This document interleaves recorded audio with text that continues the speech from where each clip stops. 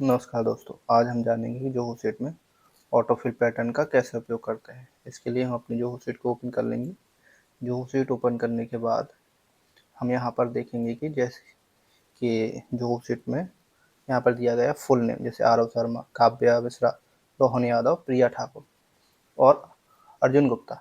First name में यहाँ पर हम टाइप करेंगे और सेकेंड नेम लास्ट देखेंगे, तो हम फर्स्ट नेम में टाइप कर देंगे यहाँ पर इस तरह से कि आरव शर्मा। यहाँ पर क्लिक करेंगे और टाइप करेंगे आरव और एंटर कर देंगे। अब यहाँ पर टाइप करेंगे काव्या और एंटर कर देंगे। और यहाँ पर हम थर्ड पर जाकर डेटा में जाएंगे। डेटा में यहाँ पर देखेंगे पैटर्न फिल का ऑप्शन है, यहाँ पर टिक करेंगे, हमारा पूरा का पूरा डेटा ऑटो फिल हो जाएगा। इसी तरह से हम आगे भी देखेंगे कि हमें जो लास्ट नेम है वो टाइप करना है, तो उसके लिए कैसे करेंगे। यहाँ पर हम टाइप करेंगे शर्मा।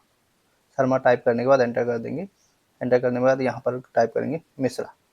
मिश्रा टाइप करने के बाद थर्ड में जाएंगे और यहाँ फिर से डेटा में जाएंगे। डेटा में जाने के बाद ऑप्शन चलेंगे पैटर्न फिल।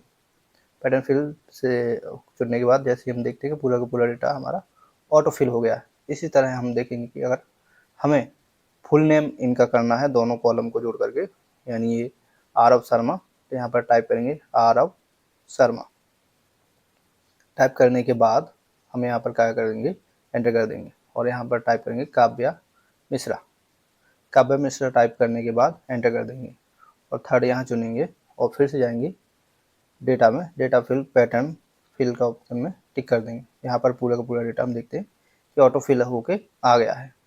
और इसको हम क्या करेंगे, कंट्रोल प्लस ई से भी कर सकते हैं। ये इसका शॉर्टकट है। Thank you.